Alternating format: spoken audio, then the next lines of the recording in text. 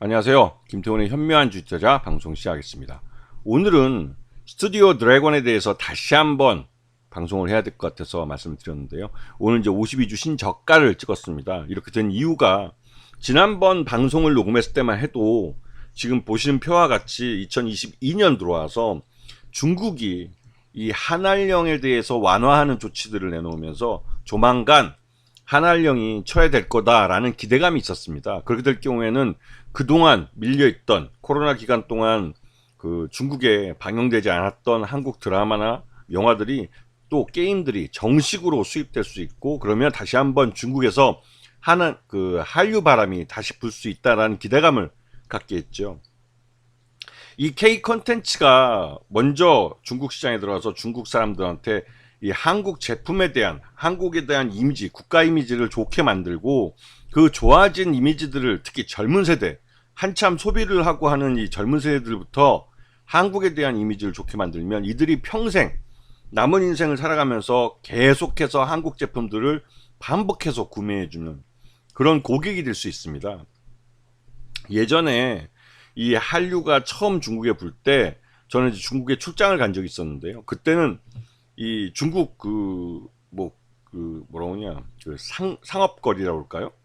그런 시장이나 그런 데 가보면 화장품 가게는 어디 가나 그 문 앞에 한국 화장품을 산더미처럼 쌓아놨습니다. 이제 중국의 이제 그런 어떻게 보면 상거래 문화 같은 건데요. 이 손님들을 꼬시기 위해서는 우리가 지금 시장에서 제일 핫한 한국 화장품들이 이렇게 많이 갖고 있다라는 걸 보여주는 거죠. 미끼 상품으로. 특히 이제 밖에서 파는 것들은 물론 좀 싼 중소기업 제품들이 대부분이긴 한데요. 저도 이제 한국에서 듣도 보지 못한 한국 화장품 이름이 이런데, 브랜드들이. 물론 여성들은 알겠죠. 그런데 그거 지나가면서 봤을 때마다 이 사드 보복이 일어나기 전 한참 한류 바람이 불 때는 진짜 어마무시했습니다. 한국 제품들이. 그랬다가 중국 사드 보복 때문에 중국에서 많이 이제 철수를 당했고, 그리고 그 이후에 코로나 때문에 더더욱 이제 중국 시장 자체가 아예 그냥 봉쇄 정책 때문에 문을 닫아버리니까 더더욱 중국과는 많이 멀어지게 됐죠. 그러다가 이제 최근 들어서 2022년 들어서 이제 이 한알령이 조금씩 완화되면서 우리나라 드라마나 이런 K 컨텐츠들이 중국인들한테 정상적인 루트를 통해서, 물론 예전에 코로나 때도 이 비정상적인 암흑의 경로를 통해서 이제 많이 유통이 됐습니다. 그러면서 중국 내에서도 좀 앞서가는, 잘 나가는 그런 일진이라기보다는 하여튼 잘 나가는 사람들, 그런 젊은 친구들은 이미 한국 드라마나 영화들을 계속 접하면서 한국의 이제 앞선 이런 문화 스타일이나 이런 것들을 많이 따라 배웠죠. 배우고 이제 따라 하려고 했죠. 하지만 이제 그런 수준은, 사회적 수준은 하루아침에 올라가는 게 아닙니다. 예. 하여튼 이런 2020년 들어서 이런 변화가, 그 이후에 이 윤석열 정부가 2022년 5월 달에 윤석열 정부가 들어서고 현중론에 입각한 대중국 강경책을 내놓으면서 한중 관계는 아주 최악으로 치달았죠. 그래서 한알령 해제라는 말이 요즘 안 들리는 겁니다. 시장에서. 이제 모두가 말은 안 하지만 한알령은 이제 윤석열 정부 끝날 때까지 이거는 철회되지 않을 거다, 그대로 유지될 거다라는 걸 시장 참여자들이 모두는 알고 있지만 입 밖으로 말을 꺼내지 않죠. 이게 우스갯소리로 옛날 중국 사드 보복을 할 때 중국 정부는 그때 단 한 번도 사드 보복에 대해서 인정한 적 없습니다, 그런 것은 있지도 않다라고 했지만, 중국 정부가 그렇게 말을 하니까 그때 박근혜 정부도 중국 사드 보복은 없다라고 했고, 그 피해를 받은 중소상공인들, 그들은 피해 보상을 전혀 받을 수가 없었죠. 왜냐면 이 중국 사드 보복 자체를 중국 정부도 인정 안 했고 박근혜 정부도 인정 안 했으니까. 지금 한알령 자체를 철회한다 안 한다, 한알령이 존재한다, 이런 말도 중국은 지금도 인정하지 않고 있습니다. 그죠? 우리 증권시장에서 이제 한알령이라는 건 이제 그런 말을 갖고 이제 우리가 중국 시장에 대해서 접근이 제한되고 있기 때문에 그러한 부분들은 이제 한알령이라는 것을 통해서 이제 개념을 잡은 거였죠. 하여튼 지금 보시면 아시겠지만 그나마 또 22년 들어서 중국이 이 한알령을 좀 완화했던 것들을 다시 한번 옥죄면서 이제 우리 컨텐츠가 정상적인 루트를 통해서 중국 가긴 글렀습니다. 하지만 또 다른 한편으로 우리는 이미 중국 사드 보복 이후로 그 2017년인가요? 그때부터 지금까지 중국 시장에 대한 접근 제한을 받으면서 중국 시장 자체를 아예 우리 그 문화상품을 만들면서 감안하지 않고 사업을 해왔습니다. 그래서 우리 기업들은 코로나를 거치면서 더더욱 중국 시장 없이도 수익을 낼 수 있는 구조를 만들었죠. 네. 자, 이 스튜디오 드래곤 같은 경우도 굉장히 그 엔터 업체 중 가장 큰 업체고 드라마를 만드는 데 있어서 1년에 10편 정도를 만들 수 있는 그런 능력이 되는 회사입니다. 그럼 대단한 거죠. 왜냐면 10편의 드라마를 만들려면 최소한 10명의 PD가 필요한데 그러한 PD 인력들을 제대로 갖추고 있는 그런 기업이기 때문에 이 스튜디오 드래곤이라는 회사는 대단한 회사입니다. CJ ENM의 그 자회사이면서도 CJ그룹에서 이 드라마, 이 엔터 업체로서는 가장 대표적인 기업이기도 하죠. 그리고 올해 또 그 뭐 벌써 1분기 때 한 9편 정도의 드라마를 시작해놨고 그 중에서 더 글로리 같은 경우는 시즌2가 대히트를 쳤죠. 진짜로 뭐 그 안 본 사람이 없을 정도로 거의 뭐 시청률도 잘 나와줬고 이게 사회적으로도 굉장히 이슈가 됐습니다. 이 사적 보복이라는 것에 대해서 국민들이 화가 나 있을 때 그 화가 난 그 대상에 대한 사적 보복을 이 드라마를 통해서 대신 해주는 거죠. 대리 만족을 시켜주고 제대로 그분을 이 김은숙 작가가 했고 또 안기로 그 연출 PD가 제대로 잘 찍어낸 겁니다. 그래서 이제 이게 이제 1분기에 굉장히 이슈가 되면서 실적도 꽤 괜찮게 나왔어요. 그런데 주가는 죽을 섰습니다. 이상하지 않습니까? 실적이 좋은데도 불구하고 주가가 그 반대로 가는 것은 그 주가를 반대로 즉 주가 하락을 시키는 요인이 따로 숨겨져 있었던 겁니다. 예. 자, 이 드라마 편성이 한 20% 정도 매출을 일으켰고 드라마 판매가 78% 정도 실적을 만들어냈기 때문에 이 스튜디오 드래곤의 주력은 역시 드라마 판매입니다. 그리고 이 현재 2023년 라인업을 보게 되면 지금 현재 구미호전 1938이라는 드라마가 굉장히 히트를 치고 있어요. 이놈도 실적이 괜찮을 것 같고 그리고 이로운 사기도 나름대로 뭐 시청률이 좀 나오는 편인 것 같습니다. 그리고 올해 이 라인업 보면 이게 TVN이나 티빙, 그 다음에 넷플릭스, 디즈니 플러스, 애플 TV 대부분의 OTT를 다 섭렵할 만큼 이 드라마를 여러 편을 제작을 해서 이제 시장에 내놓을 그 예정이고요. 또 이것들이 예상대로 제대로 제작이 돼서 나오면 스튜디오 드래곤의 실적이 굉장히 좋아질 겁니다.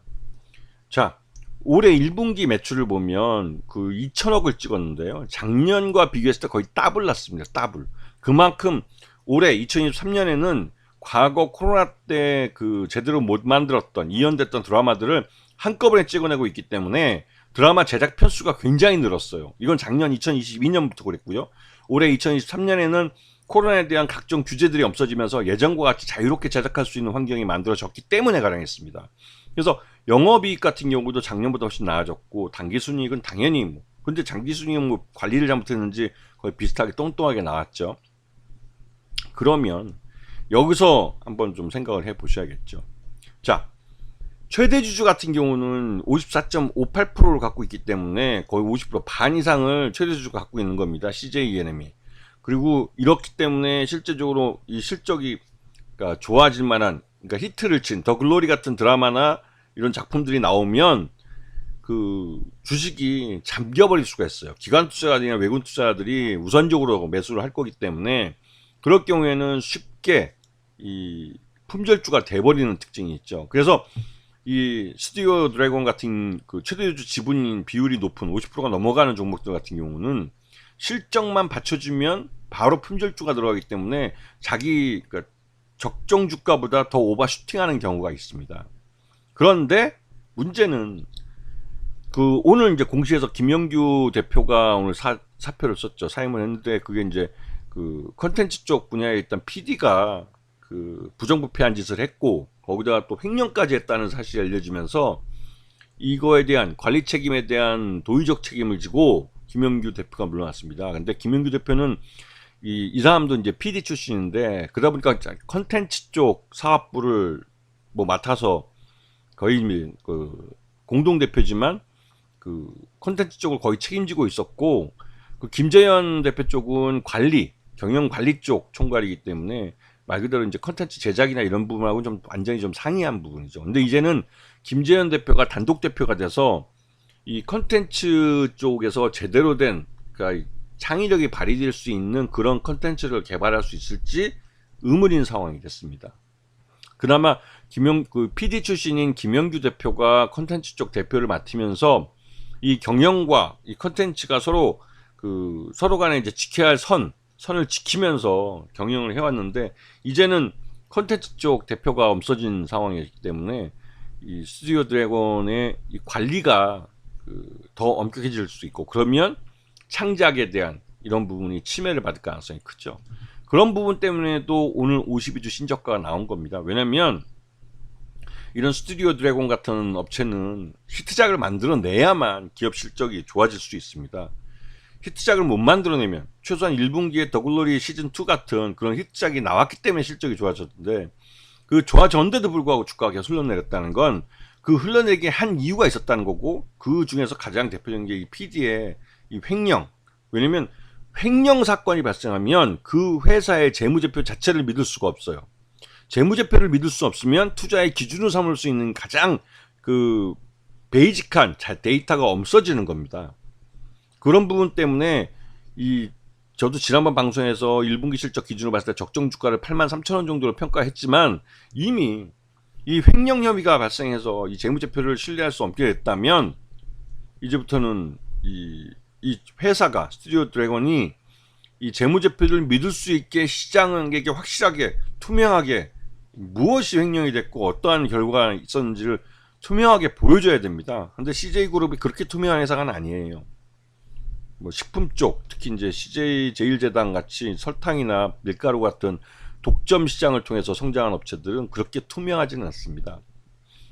그렇기 때문에 CJ E&M 밑에 이제 스튜디오 체제로 이제 스튜디오 드래곤이라는 회사가 이제 가장 크게 이제 드라마 제작 회사로서 존재하고 있는데, 장기적으로는 스튜디오 드래곤을 다시 또 CJ E&M에 합병시킬 수도 있겠다라는 생각도 듭니다. 왜냐면 지금처럼 관리가 안 되면, 이게 왜냐면 스튜디오 드래곤으로 독립시키는 건 컨텐츠 제작에다가 좀 더 자율권을 주고 또 자신들 창의력을 발휘할 수 있게 하겠다고 별도법을 만든 거였는데, 이게 횡령 사고까지 발생하니까 이제 관리를 먼저 할 필요가 있거든요.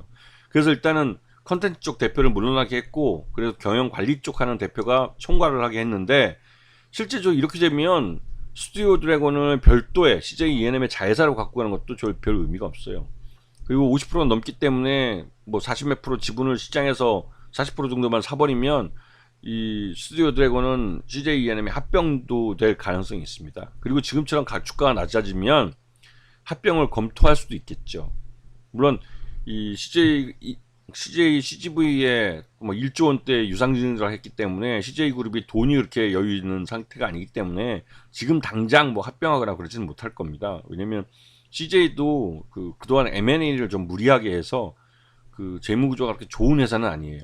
거기다가 지금 회사채 발행도 쉬운 때가 아니기 때문에 그 스튜디오 드래곤을 당장 뭐 합병하거나 그러진 않겠지만, 지금 이 회사의 투명한 경영, 이 부분에 대해서 시장 참여자들을 설득해주지 못하고 또 히트작도 못 내고 한다면 지금의 주가 하락 이 차트가 좀 오래 갈 수 있습니다.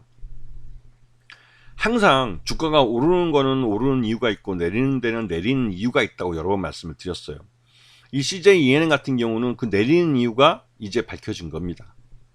이 컨텐츠 쪽의 이 PD의 횡령 문제는 기본적으로 다시 한 번 말씀드리지만 재무제표 자체에 대한 신뢰를 떨어뜨리기 때문에 굉장히 안 좋은 케이스예요.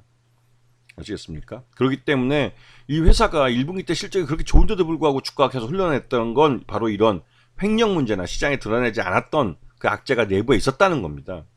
그런데 그 내부 정보를 아는 놈들은 계속 팔고 있었던 거죠. 일반 개인 투자자들은, 저도 물론 지난번 방송에서 말씀드렸지만 막연하게나마 뭐가 좀 악재가 있겠구나라는 생각, 왜냐면 주가 차트가 실적하고 정반대로 가고 있기 때문에 이 부분을 설명해 줄 수 있는 건 뭔가 숨겨진 악재가 있다는 것 외에는 알 수가 없었죠. 구체적으로 결국은 이제 드러났습니다. 그리고 더더욱 문제는 이 컨텐츠 쪽 담당하던 김영규 대표가 이 방송 PD 출신인데, 이분이 물러나면서 이 스튜디오 드래곤은 완전히 그 경영 관리 일을 담당하는 쪽이 총괄을 하기 때문에 예전처럼 그렇게 그 창의력 있는 그런 컨텐츠들을 개발할 수 있을지가 의문인 상황이 됐습니다.